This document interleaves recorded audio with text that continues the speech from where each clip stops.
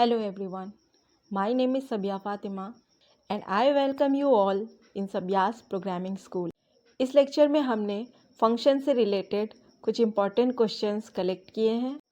ये questions GATE and NPTEL जैसे competitive exams में पूछे गए हैं। So I would encourage you all, please pause the video for a while. Try to answer these questions on your own and post the answers in comment section below. Question में क्या पूछा है, how many times the function factorial will be executed. इस चीज को हम लोगों को बहुत अच्छे से देखना होगा कि ये क्वेश्चन क्या पूछ रहा है।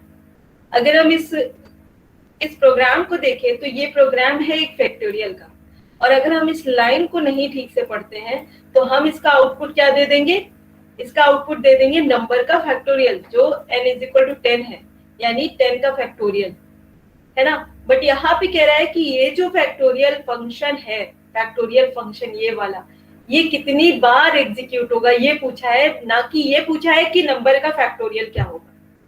तो हमें बताना है कि ये कितनी बार एग्जीक्यूट होगा। तो इसके लिए हमें ड्राई रन करके देखना पड़ेगा कि ये हमारा फंक्शन कितनी बार रन हो रहा है। तो हमने n इज इक्वल टू 10 लिया है और एक f वेरिएबल लिया है जो कि लॉन्ग इंटीजर का है। उसके बाद हमने f जो है एक रिजल्ट की तरह यूज किया है, जो कि फैक्टोरियल n इस फंक्शन की वैल्यू को यहाँ पे f में स्टोर हो जाएगा और हमें यहाँ पे प्रिंट करवाना है f। मगर हमारा क्वेश्चन है कि ये कितनी बार रन होगा। ठीक है, तो हम क्या करेंगे, हमने यहाँ पे देखा कि यहाँ n पास किया गया है, n यानी n की वैल्यू क्या है, 10 है ना। तो यहाँ पे क्या हुआ, यहाँ पे 10 पास किया गया है। तो जब यहाँ 10 पास किया गया है तो हमने देखा यहाँ कंडीशन कह रही है कि is equal to 0, but 10 is not equal to 0, तो कंडीशन फॉल्स हो जाएगी। जब कंडीशन फॉल्स हुई तो हमने क्या रन किया, n into factorial n minus 1। अभी हमें ये नहीं करना है, हमें कैलकुलेशन नहीं परफॉर्म करना, हमें सिर्फ ये देखना है कि ये कितनी बार रन हो रहा है। ठीक है, तो यहाँ पे हमने पहले 10 हुआ, n की जगह क्या आ जाएगा, 9 आ जाएगा, n माइनस 1 है ना, 9 है। तो अब ये 9 फिर से ऊपर जाएगा, क्यों, क्योंकि ये रिकर्शन हो रहा है ना। रिकर्शन जब होता है तो फंक्शन अपने आप को कॉल करने लगता है। तो रिकर्शन में यहाँ पे जो वैल्यू हमने पास की है 9, ये कहाँ चली जाएगी, इस टाइम पे इसकी वैल्यू हो जाएगी 9।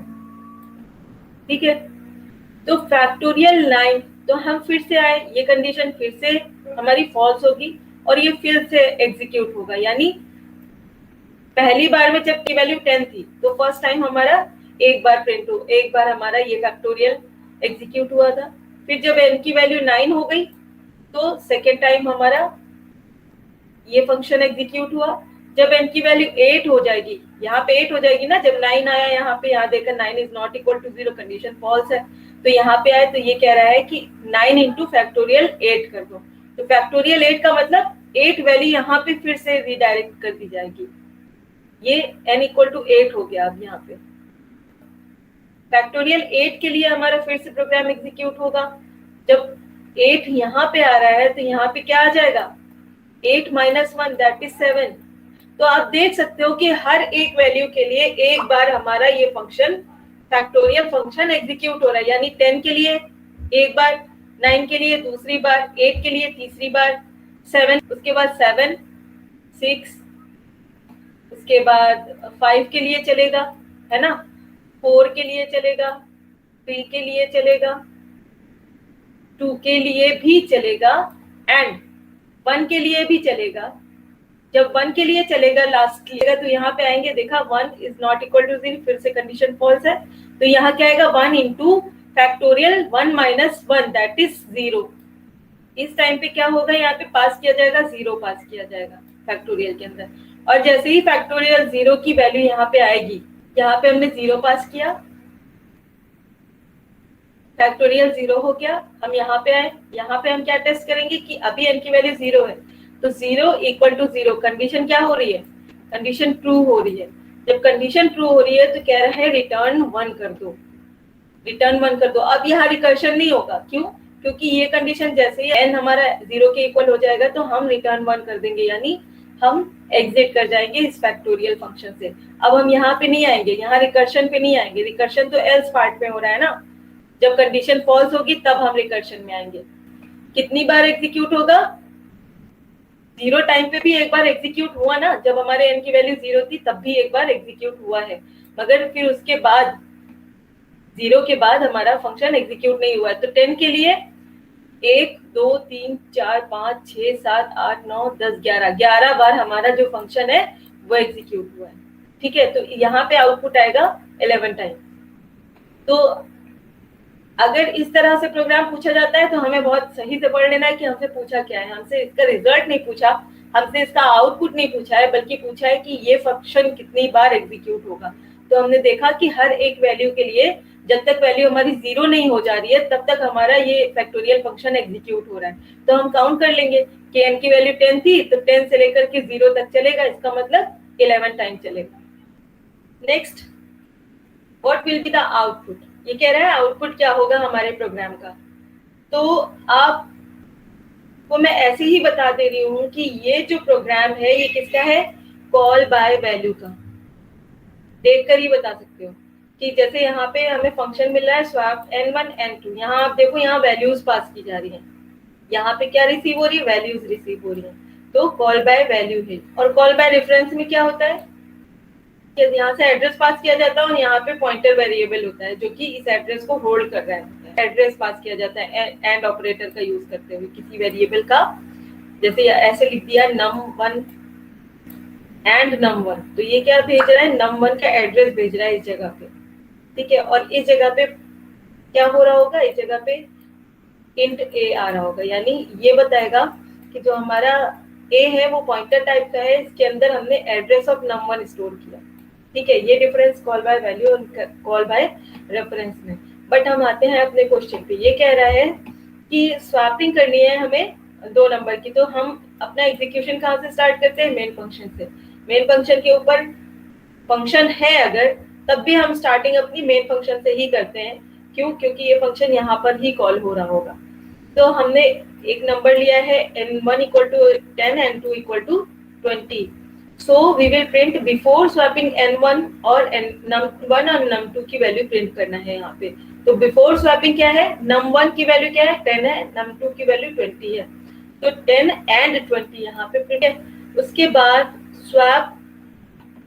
स्वैपिंग फंक्शन यहाँ पे कॉल हो रहा है, यानी कि हमें कहाँ जाना है? हमें इस जगह पे जाना है। तो void swap int n int b int a int b, यानी यहाँ पे num1 की वैल्यू कॉपी हो रही है और यहाँ पे num2 की वैल्यू कॉपी हो रही है, यानी कि 10 एंड 20 यहाँ पे आ गया। ये डिफरेंट वेरिएबल है a एंड b। ठीक है, ये है a का और ये है b का ब्लॉक। तो a के अंदर हमने क्या प्लेस कर दिया है? num1 की वैल्यू दैट इज 10, और b के अंदर हमने क्या स्टोर कर दिया है? num2 की वैल्यू दैट इज 20। ठीक है, और यहाँ पे जो 2 वेरिएबल थे ये क्या थे? num1 and num2। क्या आया? 10 वैल्यू आई थी, इसके अंदर 20 वैल्यू आई थी, जैसे कि हमें प्रोग्राम में दिया हुआ है। सी की वैल्यू हमने a और b में कॉपी किया था। अब ये कह रहा है स्वैपिंग। ये क्या है? Swapping with using third variable. Third variable यानी टेम्परेरी वेरिएबल का हमने यूज किया है। अभी एक और वेरिएबल यहाँ आ गया टेम्प। ये टेम्परेरी वेरिएबल लिया है हमने। क्यों? क्योंकि हमें स्वैपिंग करनी है, और स्वैपिंग करने के लिए हम लोग पढ़ चुके हैं लॉजिक क्या होता है, without using third variable and using third variable, दोनों ही हम लोग केस पढ़ चुके हैं। तो ये यूजिंग थर्ड वेरिएबल है। तो ये कह रहा है ए की वैल्यू जो भी है वो टेम्प में डाल दो, यानी ए की वैल्यू आ जाएगी टेम्प में 20, ये वाली वैल्यू आ गई टेम्प में। ए के अंदर डाल दो बी की वैल्यू। बी की वैल्यू को हमने ए में प्लेस कर दिया, तो बी की वैल्यू 20 है, तो ए में अभी क्या आ गया? 20 आ गया। बी के अंदर आ जाएगा टेम्प की वैल्यू। टेम्प की वैल्यू क्या है? 10 है, तो बी में आ जाएगा 10। ठीक, बी में आ गया 10। अब हम देख सकते ए और बी की वैल्यू आपस में स्वैप हो। अब हम कहाँ पे वापस पहुंचेंगे? क्योंकि हम फंक्शन को जैसे ही एग्जीक्यूट कर लेते हैं, हम दोबारा से कॉलिंग प्लेस पे आ जाते हैं जहाँ पे हमने कॉल किया था इस फंक्शन को। ठीक है, इस जगह पे आ गए। इसके बाद हमें एक स्टेटमेंट मिलता है printf। ये कह रहा है after swapping the num1 equal to percentage and num1 and num2 की वैल्यू, ये print num1 variable and num2 variable की वैल्यू को प्रिंट कर रहा है। तो आप लोग बताइए अभी यहाँ पे क्या प्रिंट होना चाहिए? यहाँ पे जो कुछ भी स्वैपिंग हुई है वो किसके अंदर हुई है? ए और बी वेरिएबल के अंदर हुई है, ना कि num1 num2 वेरिएबल के अंदर। और हम प्रिंट किसकी वैल्यू कर रहे हैं? num1, इनकी वैल्यूज को प्रिंट कर रहे हैं, ना कि ए और बी की। ठीक है, तो इसके अंदर तो 10 और 20 ही है ना, हमने तो इसके अंदर कोई चेंजेस किए ही नहीं, हमने तो चेंजेस इन दो वेरिएबल में किया है। तो यहाँ पे क्या प्रिंट होगा? 10 एंड 20।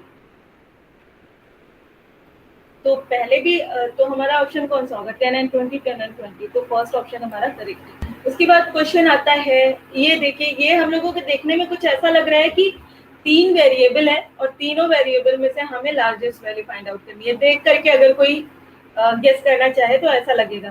तो यहाँ पे, और अगर मैंने गेस किया कि हाँ मैक्सिमम वैल्यू फाइंड आउट कर रहा है, तो यहाँ पे तो ऑप्शन भी है। तो अगर मैंने ये टिक कर दिया कि maximum of A B C, तो ये इनकरेक्ट होगा। तो हमें इसको ड्राई रन करके देखना पड़ेगा कि ये किस वैल्यू को प्रिंट कर रहा है, मैक्सिमम की मिनिमम की मिडिल। ठीक है, तो हम लोग देखते हैं क्या है। तो हमारे पास 3 वेरिएबल है, ए बी सी, एक फंक्शन है, और फंक्शन के अंदर आप देख सकते हो ये फंक्शन सी लिया हुआ है, और यहाँ पर भी function C with another variable यहाँ पे कॉल हो रहा है, यानी फंक्शन अपने आप को कॉल कर रहा है, यानी रिकर्शन हो रहा है। यहाँ पे ये रिकर्शन हो रहा है विद डिफरेंट वैल्यूज। तो यहाँ पे हमने जब ए बी सी दिया, तो यहाँ हम क्या कंपेयर कर रहे हैं कि a is greater than equal to b and c is less than b. यानी हमने देखा ए और बी, ये क्या रिटर्न कर रहा है? बी, यानी ए बी सी के बीच की वैल्यू, ये बी कैसा है? ए और सी के बीच में, क्योंकि ये कह रहा है इस तरह से कुछ कंडीशन है कि ए सबसे बड़ा है,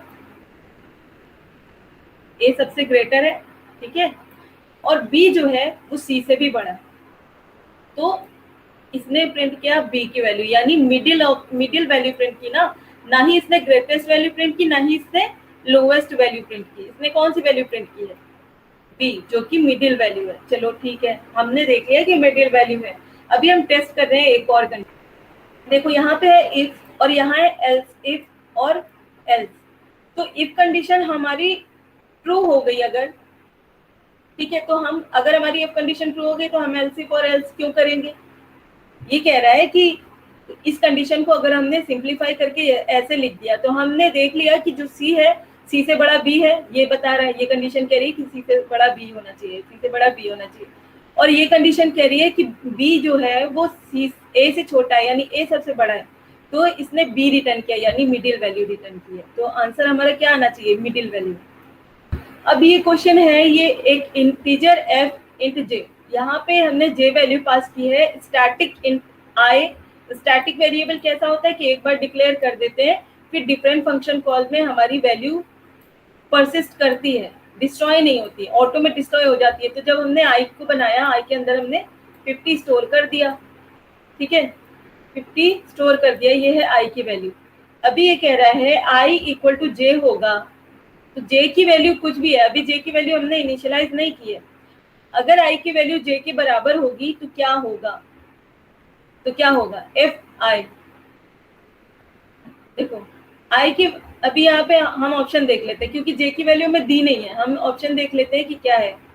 function return 0 for all values of j, ये तो नहीं होगा, 0 रिटर्न नहीं करेगा।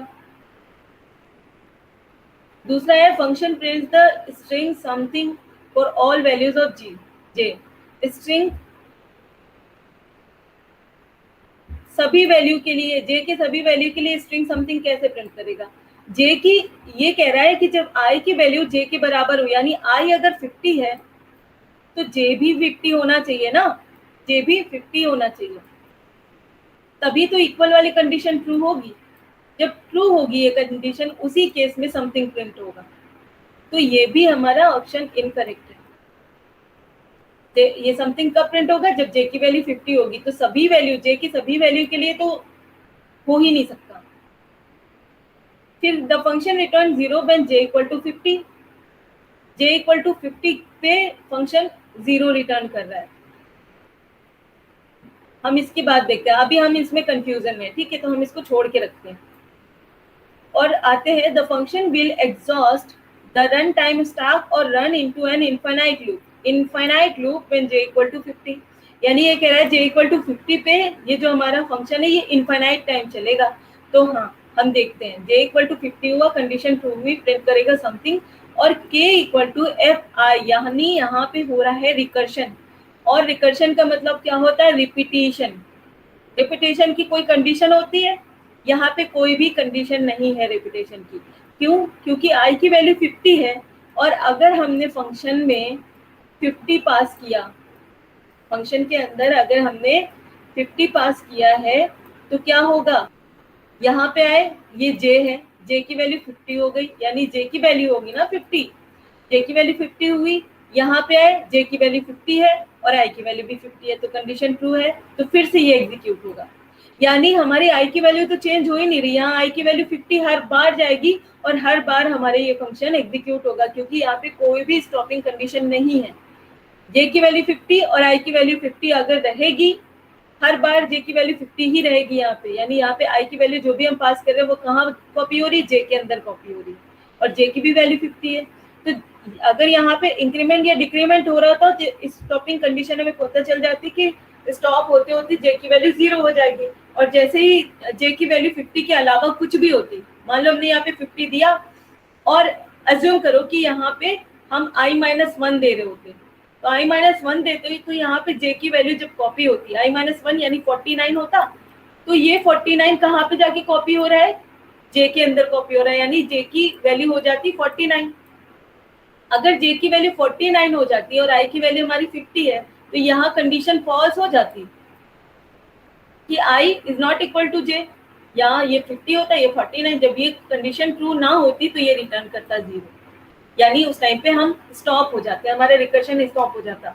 मगर यहाँ हर टाइम i की वैल्यू पास की जा रही है और i की वैल्यू चेंज नहीं हो रही, 50 ही है, तो यहाँ जितनी बार भी 50 आएगा यहाँ उतनी बार 50 j में भी 50 आ जाएगा, और हर बार हमारी कंडीशन ट्रू होती रहेगी, तो ये इनफाइनाइट टाइम चलेगा। तो हमारा जो ये ऑप्शन है लास्ट वाला, ये एग्जीक्यूट होगा जब जब भी j की वैल्यू 50 होगी, हमारा लूप इनफाइनाइट टाइम चलेगा। हमारी वीडियोस को लाइक करें, चैनल को सब्सक्राइब करें और बेल आइकन को प्रेस करें ताकि हमारी वीडियोस की नोटिफिकेशन आप तक सबसे पहले पहुंचे। Thank you for watching.